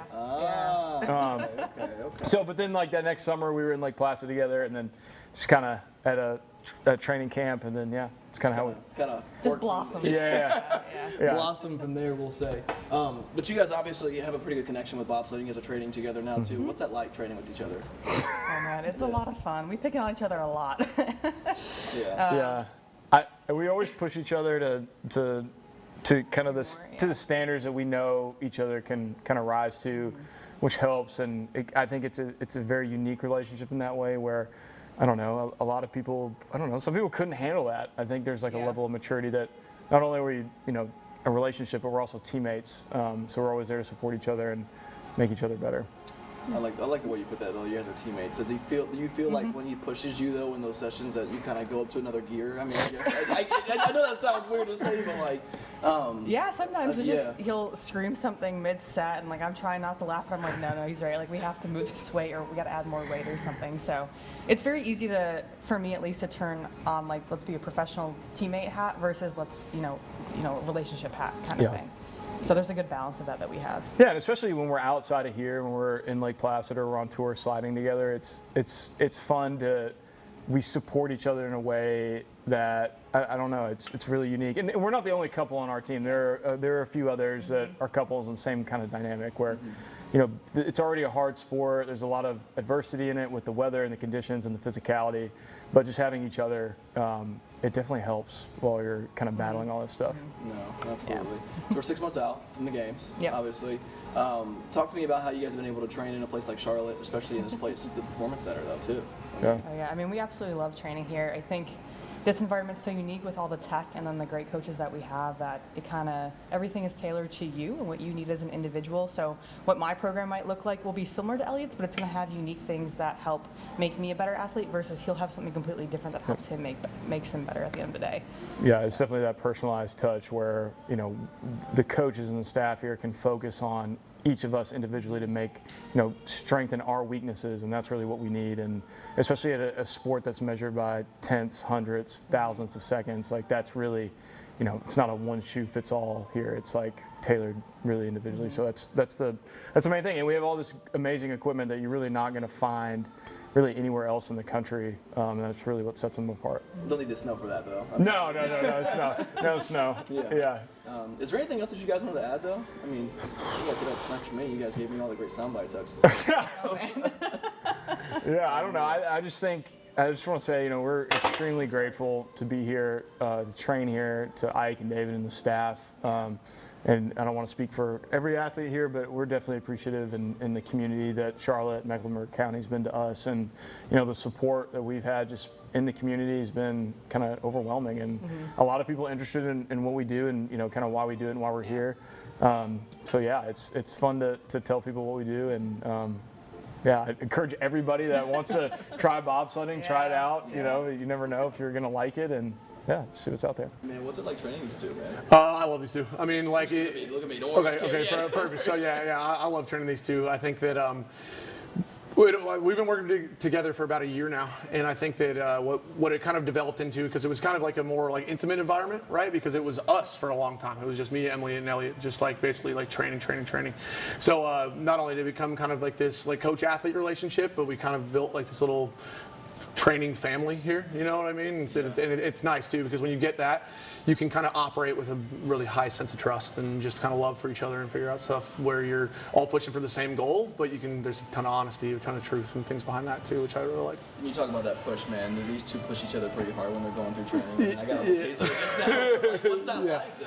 Yeah. Well, obviously they basically take each other to a level where it's like a friendly push too, but there's also a standard being held, right? Where like, when they go through these in and outs and through these waves, right? Where it's just like, they're going to be the more fun, like bantery times. And there's also going to be times where it's like, hey, we got to tuck nose down, let's get to work. And I think that having them work so closely together in like not only life, but also like in the weight room, it gets to a place where you're just always pushing for that next best thing, but also keeping it light and fun, which I think is pretty invaluable in a training environment. My last question though too is, we talked about it though too. It's kind of crazy how in August and in Charlotte you guys are training bobsled athletes. Yeah. How does that work for you guys, man? How do you do that? So we get really creative, right? We're blessed to work in this awesome facility with a ton of tech, right? And so we're getting a ton of reads on where they're at right now, like data-wise, what kind of power producing in different areas, and what kind of strength we're looking at. But also we just got to get creative with our implementation of different modalities, like the force treadmills, right? Like what are we going to push, right? How are we going to figure out how to give little bobsled stimuli in a place where we don't have snow, right? And we basically just have to get really creative that way, if that answers your question. Yeah. I am rooting for them. Like me too. Power couple. They were lovely. They were lovely. They were great. Great story. Check it out right now on our website about those two. Again, I want to make sure I get their names out there so you can follow them. Elliot Marcuson and Emily Renna. Again, they're preparing for Milan Cortina Olympics at UNC Charlotte's U.S. Performance Center. Cool couple. Yeah. Power couple. Man, that's a great workout. I saw some of the clips from their workouts. It's no joke. I mean, you could tell in their builds, like they take very good care of themselves. A lot of protein. A lot of heavy weights. Looking at just being around heavy things. Whew. But good luck to them. We look forward to rooting you guys on. All right, let's talk about one of my favorite subjects. You got to talk about your Panthers. The Carolina Panthers. Got to talk about your Panthers. First preseason game is tomorrow. The fellas got the day off. But they had joint practice yesterday with the Cleveland Browns. So a couple of storylines as an insider Panther fan, right? The obvious one. A couple of storylines, connections, I should say. I know when you say storylines, because I'm a wrestling TV? fan, I think of WWE. When you say storylines, well, okay, I'll stick with storylines. Okay, yeah. Shedeur Sanders, who is starting tomorrow for the Cleveland Browns. Okay. He was teammates with Jimmy Horn Jr., who is a Panthers rookie wide receiver. They play together with Colorado, still really close. Sure. So there are pictures out there and video out there of them reconnecting and dapping each other up and smiling. So that's one. And then a stinky one is Deontay Johnson was a wide receiver that we got, I believe last year. Yes. And from the Steelers, and we were hopeful that he would sort of grow into a number one wide receiver. It didn't pan out. He was really good with the Steelers, and now he's with the Cleveland Browns, looking to turn a new leaf, start over. So that's two that's come to mind. But I know that game is going to be packed because, look, folks are excited about this year's team. There is a little bit of hype. The expectations have moved up for Bryce Young, who ended the season on a high note. They won their last game against the Falcons. So there is some level of expectation for Bryce Young. Also, Shedeur Sanders. That guy is popular. He is working his way up the depth chart for the Cleveland Browns. Yep. He is obviously the son of Deion Sanders, Coach Prime. Yes. So folks had their eye there. A lot of folks feel strongly that he should start, but there's some folks say, hey, he still needs some work. I'm all for, hey, let's let the play dictate that what happens as far as the depth chart, right? And so he plays tomorrow. We'll see what he looks like. We'll see what the Panthers look like. Will Coach Prime be here? No, I think so. Shedeur has been pretty clear that he just kind of wants to. Well, I just was curious. You know. He might. I could be wrong. Now, so Coach Prime has not been to Browns training camp. He's been to Buccaneers training camp because Shiloh, his other son who plays defense, plays cornerback, is with the Bucs. So he's been there, but Shadeur's been kind of like, hey, I just, I don't want the extra attention. I just was curious to see if Coach Prime want to come and see. He might. You know what I mean? You never know. You never know. Folks here love Prime. Oh yeah. They love Prime. They love Prime everywhere. So we don't know. Prime might be at the game. We have to keep an eye on the airport. right. That would be great. Shout out to Coach Prime. I know he's recovering from bladder. Well, he's in remission from bladder cancer. So he made the announcement a couple of weeks ago. We brought the press conference here on Live Impact News. But again, it is an interesting first preseason game. A lot of high folks. Whenever it's the first preseason game, we had Jeb in here. And he watched the whole preseason game of the Chargers, the LA Chargers. I said, Jeb, you're not even a Chargers fan. You are a 49ers fan. He's from the Bay Area. Yeah. And so he was just hyped up on football that he watched the entire game. I am, but I'm a Panthers loyalist. I'm gonna watch a Panthers game before I watch any other game. Now, if the Panthers are out of contention or not playing, I'll watch. And I'll watch other games if the Panthers are not playing. But I'm not going to watch preseason games with other teams. I'm not. I'm not. I'm not. It's a little silly. It's a little silly. Do better, Jeff. Jeb, we're calling him out as he's sleeping. As he's sleeping. All right, so enough of me talking. Let's get to Nick Carboni and Julian Council with Locked On, recapping where are we at so far when it comes to Panthers camp. Let's take a listen in. Julian, I got to say that was the most uneventful joint practice I think I've ever seen. No fights, no more than a little pushing and shoving. I guess that's good for the team. We wanted to see a little more, though. Yeah, always want to see a little bit more spice on these kind of days, maybe because the weather was a little dreary. No rain, though, which is good until the rain fell before they were walking off the practice field. Yeah, not as much of intensity as far as getting after each other in that kind of way, but definitely plenty of competition, and I think they got some good work in today. And Dave Canales was happy to see that as he talked about the team leaders from both Cleveland and Carolina talk to each other before practice, make sure nothing out of bounds happened. And I felt like overall, both those teams were able to go out there, get some good work in, and nothing too crazy happened, of course. I thought Bryce had a positive day, but when Dave Canales was asked about it, he really kind of harped on the second series I think that one offense had in team drill and pre-snap issues with delays of game and false starts. What did you make of Bryce's day and then Coach Canales' comments after? I felt like overall the offense was steady, and that's been kind of the case since about last week when the pads went on. I felt like the first week, as is typical across the NFL when training camp opens up, that the defense was ahead of the offense. But I think recently we've seen that connection. I know Bryce targeted Tyrell McMillan a lot today, which was interesting to see as he's expected to eventually be their top receiver. Xavier Legette made some plays. Jalen Coker made some plays. So I thought overall offensively they were pretty solid. But yeah, I did see some of the false starts. I think Dave said they had about 3 of them today. And obviously when you get to the game on Friday night, however long they play, you don't want to see that. And of course when you get to the regular season, those are kind of mistakes that you can't do and get yourself behind the chain. So I think offensively they're heading the same kind of direction, and we'll see how they're able to take a step forward as we get to Friday night and we get to next week with the preseason game and joint practice with Houston.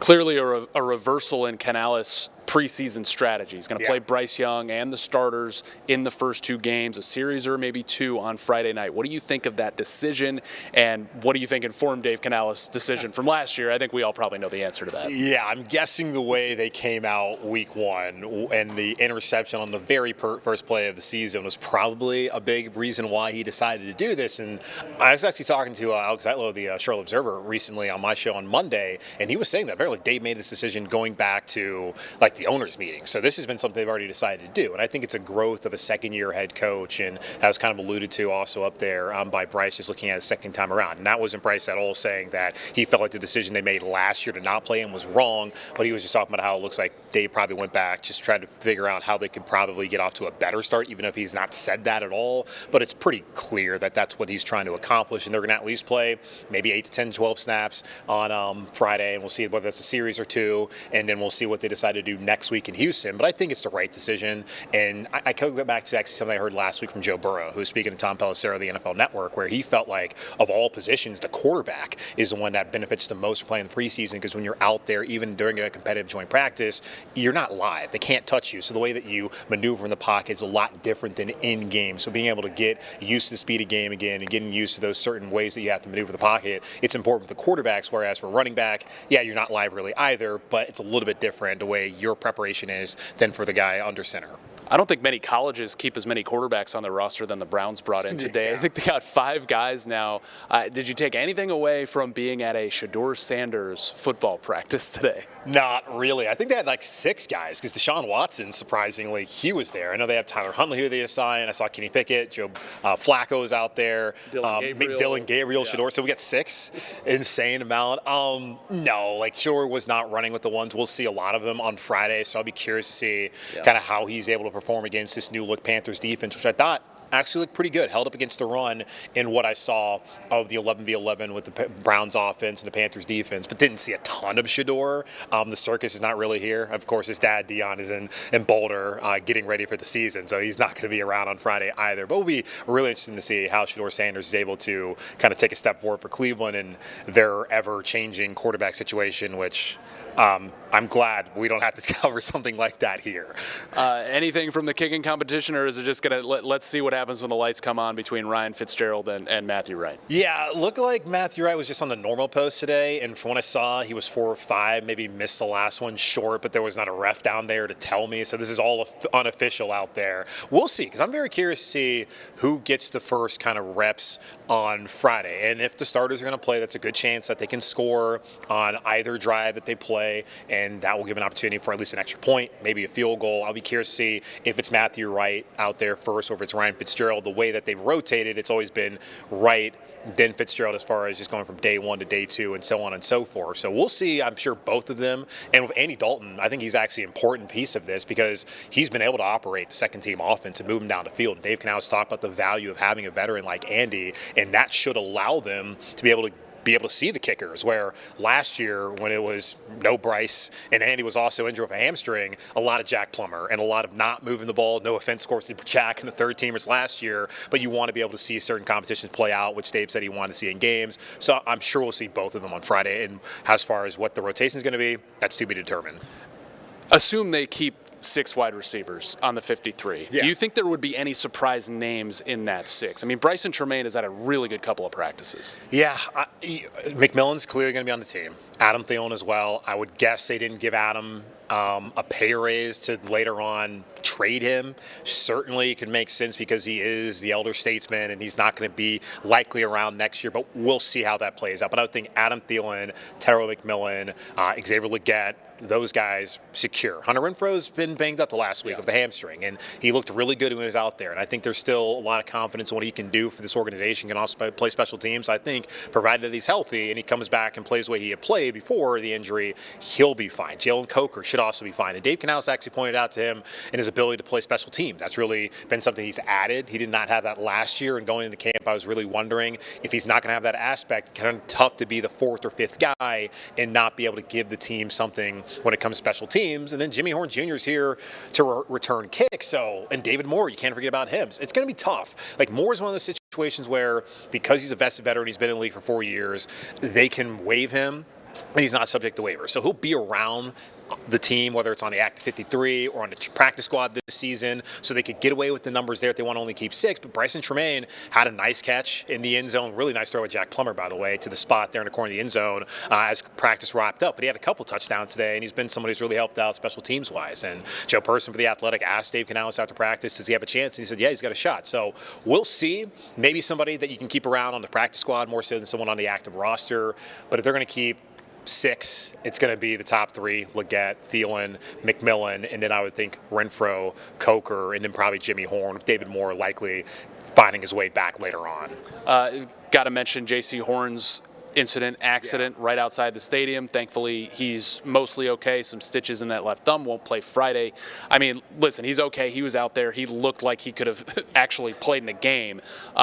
Smart to keep him out of practice, keep him out Friday. Any concern at all because of the injury history and having him miss the first preseason game with the starters? Yeah, and this kind of goes back to like the injuries he's had have all really not been on him. Like, I don't know the situation with the car crash, but like, it's tough luck. It happens every day, unfortunately, here in Charlotte and across the country, because, I mean, driving is what it is. But good to hear that it's only apparently was stitches in his left thumb. Yeah. So I'm guessing maybe if it was a game day, he could have played. But then Dave did bring up the fact that the after effects of a car accident, you don't really know how you're going to feel the next day. So he may be sore. And that's kind of the thing with Andy Dalton last year, where it was his thumb, didn't require stitches, but they want to see how he bounced back the next day. And there was that soreness to where he could not play in that game against Denver. And then Bryce was back, and really the rest is history. So not too much concern there. Like, it's bad luck again, it feels like, for JC, more than just like, okay, this guy's not taking care of his body and this is why he's getting injured. He's gone back to the same training regimen he had last year, where he's able to play 15 out of 17 games. So I just think it's one of those situations where,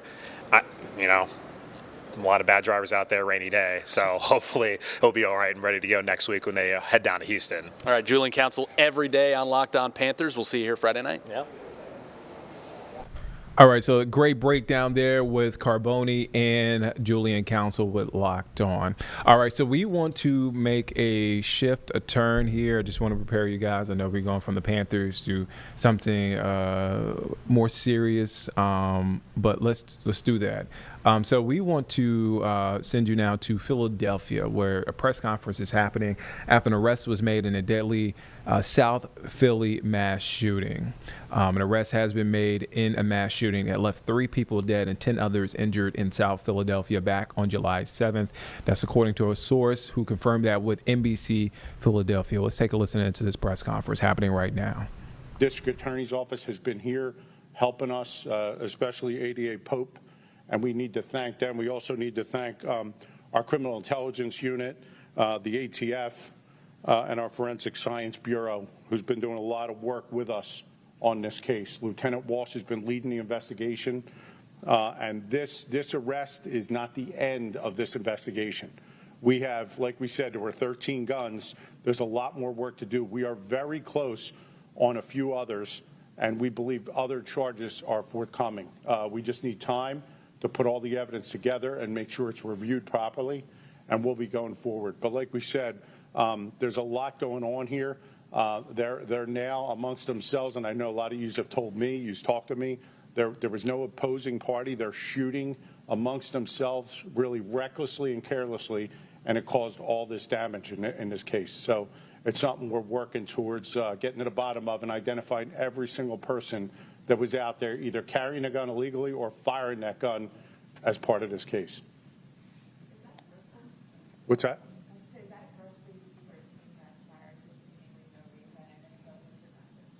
I don't know if I've ever seen contagious gunfire like this among one party. Maybe in 2 people shooting at each other, then others start joining in. But this particular case, we really don't have an argument. We don't have an opposing party. They're just firing a gun indiscriminately. And you could really see that on the porch video. You don't even know where those bullets are going. We were trying to figure that out too. Do you think Mr. Berger was on We don't. We think he was across the street. He's one of the images you see firing a gun across the street. That's another thing I want to say. We put out very good pictures of those individuals on the porch. We have some good leads, but we still need help with this case. They're very identifiable images we put out. We need people, if you know who they are, to call us, because this is going to come around very quickly, and anybody who has any culpability, we're going to make sure that they're held accountable. Does Frazier have a criminal background, and was he able to possess a firearm? He does, and I don't know about convictions, but he did have a background. I'm not going to get deep into that, but he was known to us. I'm not sure about that. I didn't see the charge. He does have violation of Uniform Firearms Act charges. I don't know if they're. I'm not sure. We'll check on that, see if it was 6105 or not. So it was mostly social media that brought you to him, since you didn't have, he wasn't one of the people you were. There's other digital evidence that brought us to him. There's a lot going on in this case. A lot of people putting information out there that we are gathering legally as part of our case.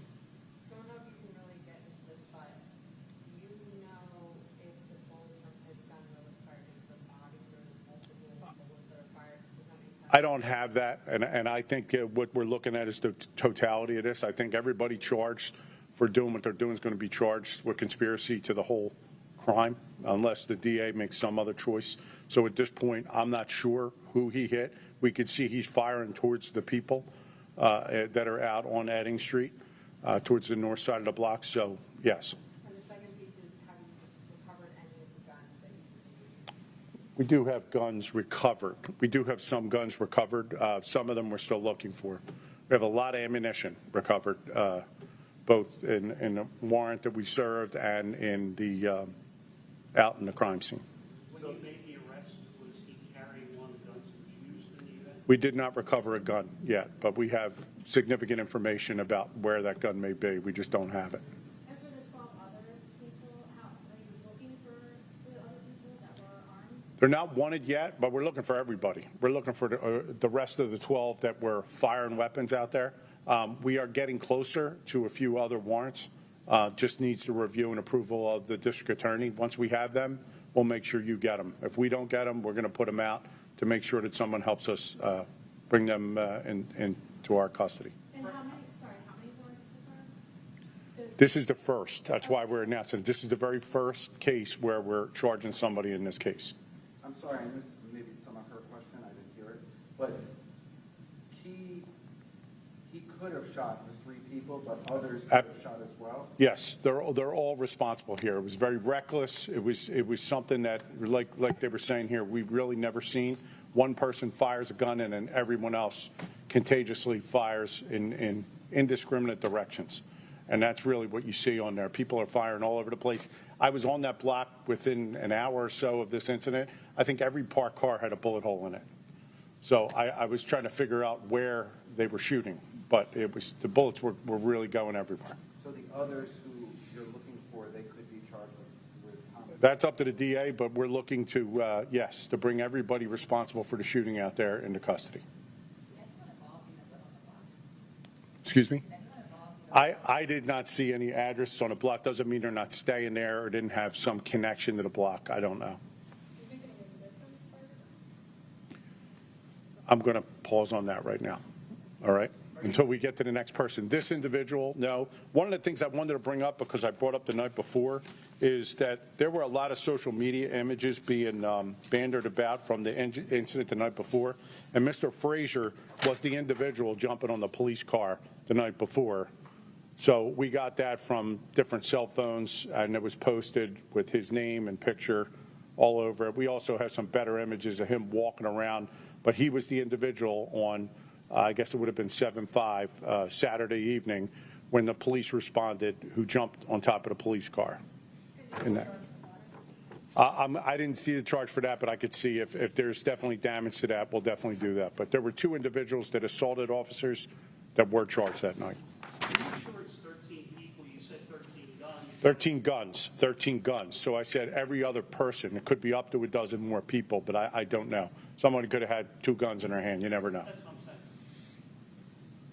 The police, tried to disband the party the night before. It was all over social media again the following night. Well, they made an attempt to do that the night before, and they did it without, obviously any loss of life. I think some of these things occurred and outside of them not being able to monitor it so quickly.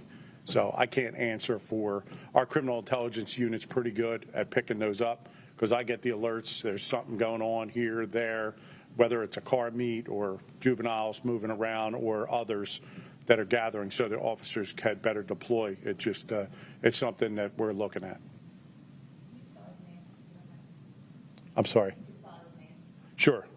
It's Terrell, and last name is Frazier, Frazier. He's a 22-year-old male. Yep. He has an address in West Philadelphia. You mentioned that Terrell was spotted in a surveillance cameras on across the street. What other evidence is there against Terrell? Well, I'm not going to get deep into the evidence. There's digital evidence we recovered, other digital evidence that's going to be part of the prosecution, so I'm not going to lay that out. You'll hear more about that in the future. That led us to believe that he was firing a weapon that day. All right? Excuse me? I could find it for you. Before I go. If not,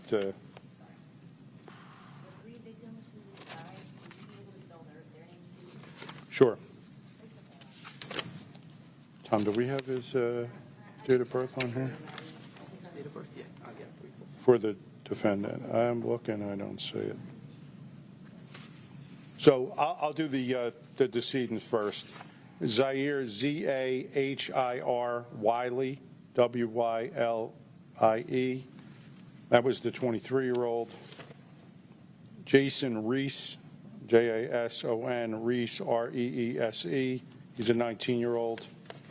And Aziz, Aziz Harris, Harris. Aziz is the one that was in the wheelchair in the middle of the street. I'm sure you had seen some of the images that he was out in the street, right by the car, middle of the street. All right? I'll get you the date of birth. Somebody's looking for his date of birth. The lieutenant's looking for it. Thank you. All right? Thank you. And Public Affairs, as soon as this picture's available, we'll release the picture. You're watching Live Impact News on WCNC Plus. I'm Nick Sturdivant. Time now is 10:45. Press conference there you're watching live just wrapped up in Philadelphia. Philly PD giving us an update on a mass shooting that happened back on July 7th. According to them, an arrest has been made in that mass shooting that left 3 people dead and 10 others injured in South Philadelphia back on July 7th. So again, we were just finished getting updates from Philly PD. And again, that arrest was made in a caught on camera mass shooting. Again, that left 3 people dead and 10 others injured in South Philly in the Grays Ferry neighborhood last month, if you are familiar with that area. All right, so let's change gears for a second. Actually, my laptop, just to be transparent, went dark. So let me open up my laptop for a second. I can take us there. Hold on. We have a segment, actually we did yesterday here on Live Impact News surrounding Greyhound buses and Helene recovery. After nearly a year-long suspension, intercity bus service is returning to Asheville this week. So think about that. I mean, Helene was last September, and now almost a year. Almost a year. Yeah. They're just now getting their bus routes back in order. So Jane spoke to a representative with NCDOT yesterday here on Live Impact. Mm-hmm. We got that. Yeah, let's take a listen in. After nearly a year-long suspension, intercity bus service is returning to Asheville this week. The North Carolina Department of Transportation resuming Greyhound service in downtown Asheville for the first time since Helene devastated the region last fall. And joining us right now from NCDOT is Hart Evans. Thank you for joining us this morning, Hart. Hey, good morning. Thanks for having me. Yeah, I mean, what does it mean to have this service restored, and why such a priority for this? Yeah, for sure. I mean, this reconnects everybody in Asheville and surrounding areas back to North Carolina and the country. Our service not only connects to different parts of the state, but connects to the national intercity bus network. So, intercity bus is a vital connection to those who don't have access to vehicles or can just hop in an airplane and go places. So it means that they're back online. So. Yeah, that's really great news. The original bus station, the bus stop was at a gas station, and that was destroyed by Helene. Walk us through what it took to get this service back up and running after 10 months. Yeah, for sure. Definitely lots of coordination and lots of schedule tweaking and things like that. When we first received word that the gas station on the periphery of Asheville was destroyed, we immediately pivoted and started talking with the city of Asheville to see about other stop locations in the downtown core. One of our priorities at NCDOT with our intercity bus network is to try to co-locate intercity bus with other transit services. So really wanting to start that conversation immediately after Hurricane Helene about seeing if we could get in the Asheville Rides Transit Center downtown. And of course, that takes lots of time and coordination to kind of get those agreements in place and all that. And then on top of that, because the schedules prior to Helene were a little bit, they were in the morning times, about 4 o'clock in the morning was one of the departure times. We wanted to make sure that we got people in Asheville back on a normal schedule. So now our buses depart at 8 a.m. and 9:30 a.m. And essentially when you're planning for intercity bus and all the different routes and everything, it's like a giant playing Tetris. You try to connect Asheville to Raleigh to then get to Washington, D.C. and stuff like that. But then when you move something 5 minutes, you miss a connection somewhere else. So trying to make sure that we thoughtfully we connected everybody in Asheville, not only to all the major North Carolina cities, but then also to other places like Greenville, South Carolina, Atlanta, Georgia, Washington, D.C., Richmond, Virginia, Norfolk, Virginia, and then New York City were some of our top places we wanted to connect people to. So.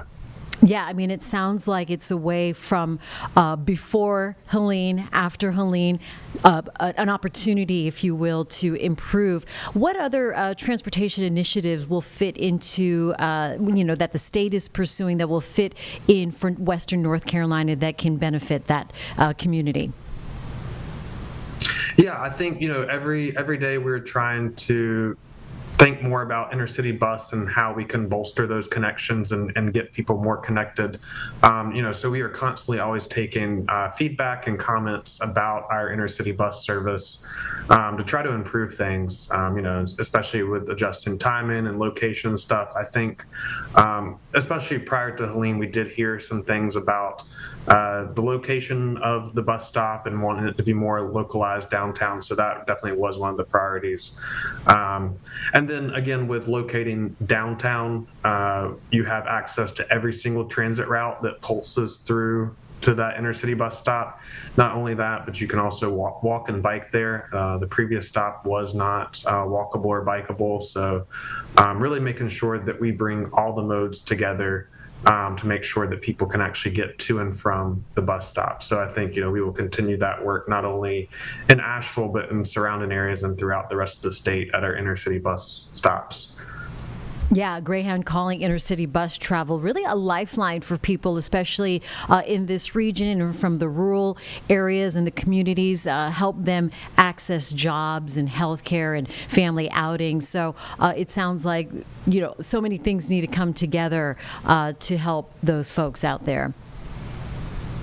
For sure, yeah. So many people take being able to travel in their personal vehicles or hop on a plane for granted, but a lot of people are dependent on transit and intercity bus to actually access other parts of the country. So making sure that those populations have that access is just extremely important. And I think that like you said, it's a vital is a lifeline for these people. When we went out in the community to kind of tell people about the service and post flyers and everything, the response we received was just phenomenal. So many people were excited. We even heard from one lady who had just spent $140 taking an Uber from Asheville to Charlotte because she had to. And she, so really providing this daily service 365 days a year that, is affordable and reliable, again, so people don't have to think about either missing these things or paying $140 for an Uber, stuff like that. So. I mean, yeah, that's a week's salary or something like that, and huge chunk of change to just get from from A to B and their final destination. Hart, what do people need to know if they want to start booking tickets, looking at schedules? Where can people get more information?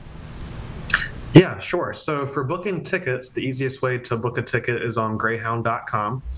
And then for route schedules and other information, ncdot.gov/innercitybus is our website that takes you, it also directs you to the Greyhound website to purchase tickets, but it has a list of all of our routes, the maps and timetables for those. And then once you get outside of our state network, we have to defer to Greyhound.com again for, national connections and stuff like that. So ncdot.gov/innercitybus is really the clearinghouse page that can get you anywhere to talk about all of inner city bus throughout North Carolina and has lots of good information. So. All right, Hart Evans from NCDOT, great information this morning and real encouraging news for Western North Carolina. Appreciate your time. Thanks so much for having me. All right, so that's Hart Evans with NCDOT talking about those Greyhound lines that have been restored to Asheville. Again, nearly a year since Helene. It just tells the story of how much of an impact Helene continues to have.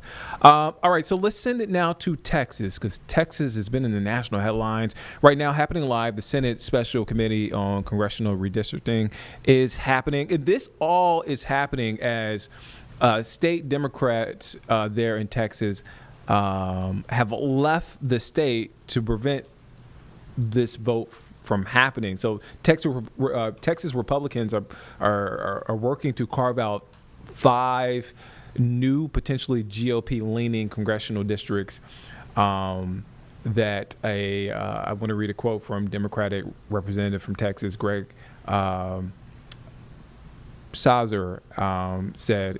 He basically is saying this threatens, quote, millions of Texans' voting rights. So again, very divided there in Texas. Has been in national headlines, especially with these new congressional districts possibly popping up. Let's take a listen in to what's being said right now at the Capitol there in Austin, Texas.